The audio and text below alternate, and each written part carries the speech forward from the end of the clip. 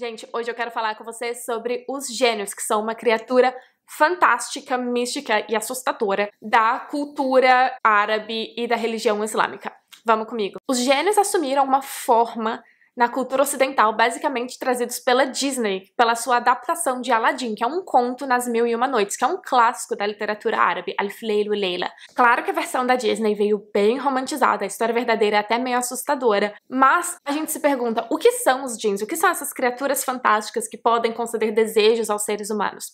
Bom, os gênios são uma parte importantíssima da cultura árabe, inclusive da cultura árabe pré-islâmica, mas também são uma parte integrante e fundamental da religião islâmica. Eles são mencionados no Alcorão. Na cosmologia islâmica, basicamente, a história é: Deus cria o mundo e ele cria três criaturas racionais para habitar o mundo. A primeira delas são os anjos, Malaika.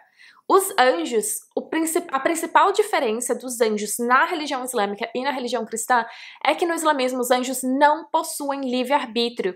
Os anjos foram criados apenas para adorar a Deus. Eles não têm o poder de se rebelar contra Deus porque simplesmente não faz parte da natureza deles. Por exemplo, um cachorro. O cachorro, a natureza dele é latir. Um cachorro não vai chegar em você e começar a falar, porque ele é um cachorro, a natureza dele é latir. Um anjo não vai nunca se rebelar, porque a natureza dele é adorar a Deus e obedecer a Deus. Então ele nunca vai se rebelar. Então a gente se pergunta, e Satanás? Ele não era um anjo caído, um anjo que se rebelou contra Deus?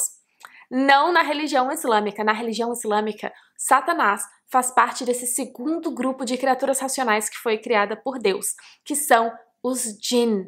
Comumente é traduzido para o português como gênios. Inclusive, a palavra árabe para louco, doido, é majnun, que significa literalmente estar possuído por um gênio.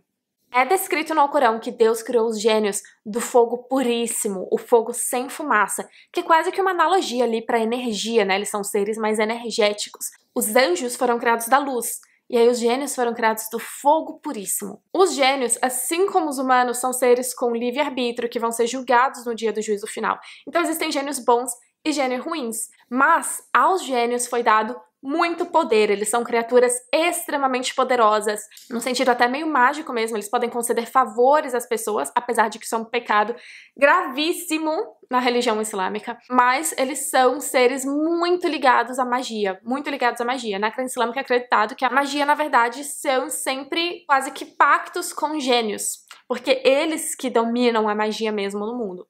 Jinn é uma palavra em árabe que está no plural e basicamente designa tudo que está no mundo invisível de criaturas fantásticas.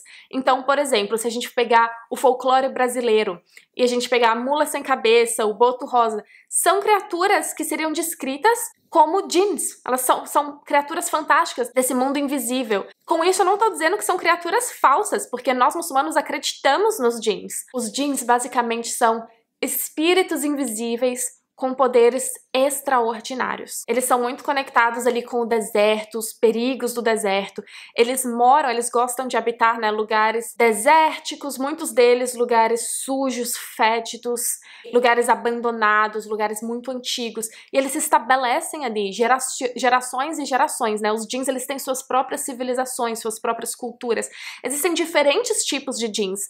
Tem um livro muito bom em inglês chamado Legends of the Fire Spirits, que o autor, ele categoriza 5 tipos diferentes de gênios, mas na verdade existem inclusive muitos mais. Ele categoriza o primeiro, Jan, que seria os gênios em geral, tipo assim, seria o termo bem geral para gênio. Em segundo lugar, ele fala dos jinn, que é quando ele está se referindo a tribos específicas de gênios, que podem ser boas ou ruins. Em terceiro lugar, ele fala de Shaitan, que eu vou falar sobre isso, é Satanás, que são sempre gênios ruins, são demônios. Ele fala também dos Ifrit, muito comuns na literatura árabe. Quem já leu As Mil e Uma Noites sabe que fala muito dos Ifrit.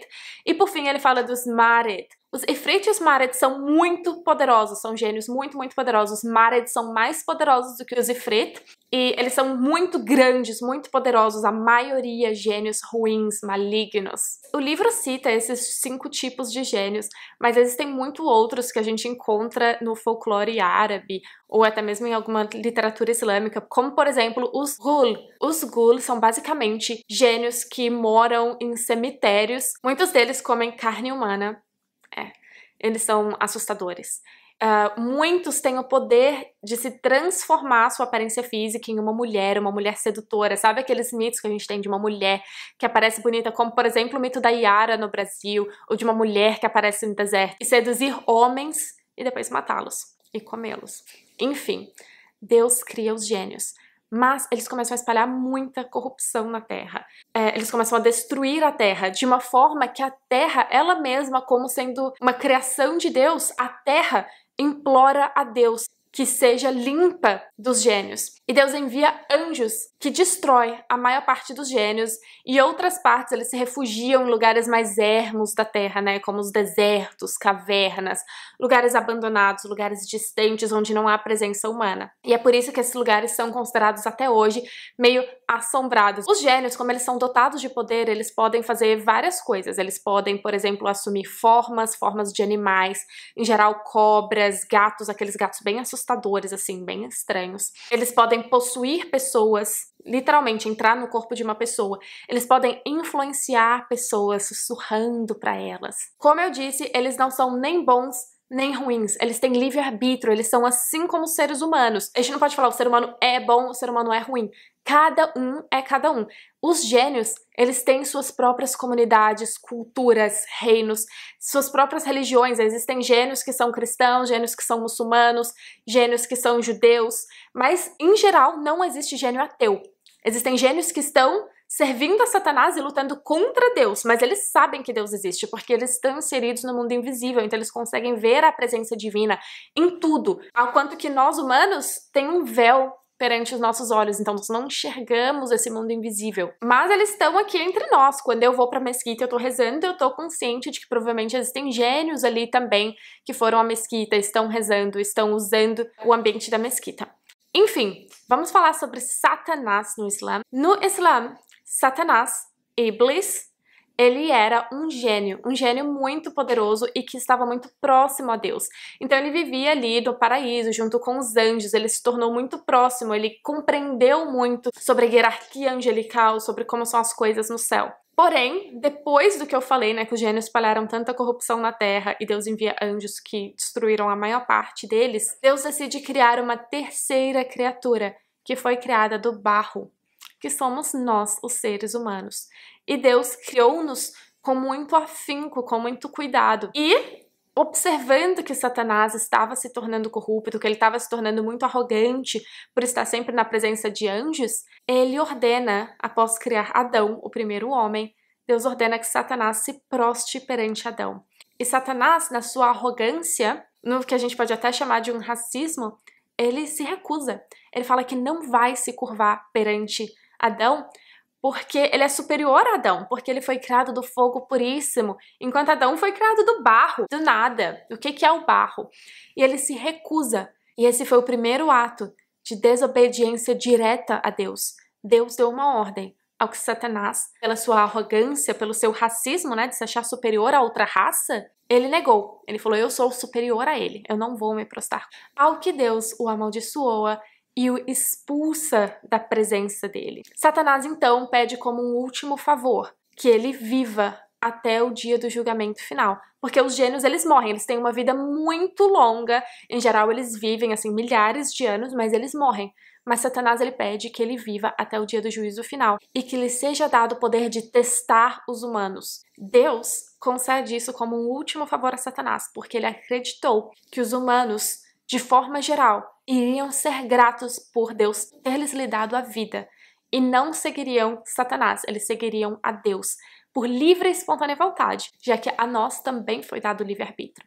Então começa quase que essa guerra cosmológica de influências em que os seres humanos estão sempre sendo tentados por Satanás, mas ainda assim incentivados a seguir e obedecer a Deus. Os gênios, como eu falei, eles têm certo domínio da magia e eles também são muito associados com magia que prediz o futuro, né, que vê o futuro, porque é narrado que muitos anjos, eles não têm o poder de saber o futuro, só Deus sabe, e os anjos que são designados por Deus, né. Na literatura islâmica é dito que muitos gênios, eles ficam ali na porta do paraíso, se enfiando, tentando ouvir a conversa dos anjos.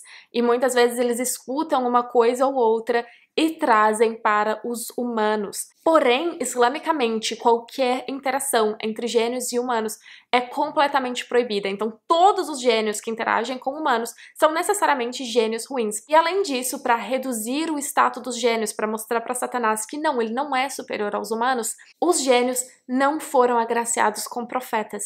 Todos os profetas enviados, e na tradição islâmica nós acreditamos que 24.000 profetas foram enviados ao mundo, muitos, a grande maioria que a gente não conhece, porque Deus é justo, né? Ele não deixou nenhum povo sem profeta, mas todos esses profetas eram humanos. Eles têm que seguir os profetas humanos. Na religião islâmica existem inclusive relatos de gênios que seguem o profeta Muhammad, que são influenciados por ele. Existe uma mesquita, inclusive, que foi construída porque naquele local o profeta Muhammad converteu uma multidão de gênios ao Islã. Basicamente, todo tipo de história fantástica, aquelas histórias com espíritos ou histórias sobrenaturais, a religião islâmica vê isso como histórias de gênios, histórias de djinns. Existem, inclusive, relatos, meio que mitos assim, não é tanto um consenso, de gênios que podem ter relações com humanos, dando origem a criaturas híbridas, metade humanos, metade gênios.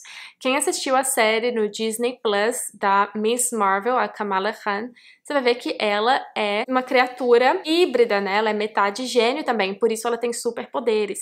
Muitas interpretações, assim, até dizem que o anticristo na literatura islâmica, que é o Dajjal, que ele é uma criatura híbrida, que ele é metade gênio, metade humano.